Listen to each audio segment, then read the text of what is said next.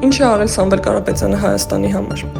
Տարածաշրջանում նմանը չունեցող բժշկական կենտրոն 25 միլիոն դոլար արժողությամբ գտնվում էր Ստեփանակերտում։ Այն հիմնվել էր Սամվել Կարապետյանի կողմից եւ հագեցված էր գեր ժամանակակից սարքավորումներով ու տեխնոլոգիաներով։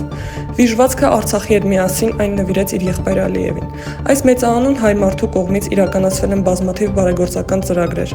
այդ թվում Էջմիածնի կաթողիկոսական վեհարանի վերակառուցումն ու հանդիսավոր սրահի կառուցումը 25 միլիոն դոլար, Լեռնահովիտ գյուղի միջնակարգ դպրոցի վերակառուցում, Երևանի ճարտարագիտական համալսարանի գիտական եւ ժամանակակից սարքավորումներով հագեցած կենտրոնի հիմնում, աշխարհի լավագույն համալսարաններում երիտասարդների ուսուցման ֆինանսավորում 15 միլիոն դոլար, սպորտի զարգացման ուղղված նվիրատվություններ 12 միլիոն դոլար, աղետի գոտուց տուժված ավելի քան 30 ընտանիքներ ստացել են բնակարաններ, բազմաթիվ թանկարժեք դիտորդական նյութերի տրամադրում տեսողական խնդիրներ ունեցող մարդկանց համար նախատեսված կառույցներին, Վանաձորի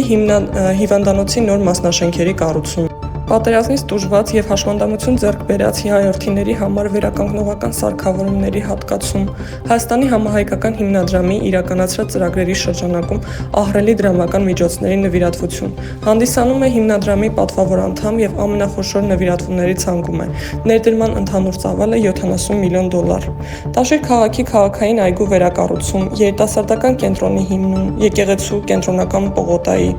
տների ճակատամասերի եւ պարիսպների բարեկարգում, բազմաթիվ փողոցների լուսավորություն։ Երևանում հիմնովին վերակառուցել է Հյուսիսային պողոտայի սալահատիկը, լուսավորել եւ բարեկարգել կանաչ գոտիները, շատրվանների, քաղաքային այգիների, նախակրթական շինությունների բարեկարգում եւ հիմնանորոգման աշխատանքներ Երևանում, Ստեփանակերտի երիտասարդական պալատի շենքի կառուցում, Ստեփանավանում, Տաշիրում, Իջևանում, Ալավերդիում, Սպիտակում շահագործման են հանձնվել եւ կառուցվել մանկապարտեզներ եւ հարյուրավոր այլ նախաձեռնություններ ու բարեգործություններ, որոնք իրականացվել են Տաշիր բարեգործական հիմնադրամի կողմից, գրում է Facebook-յան օգտատեր Աննա Հայրապետյանը։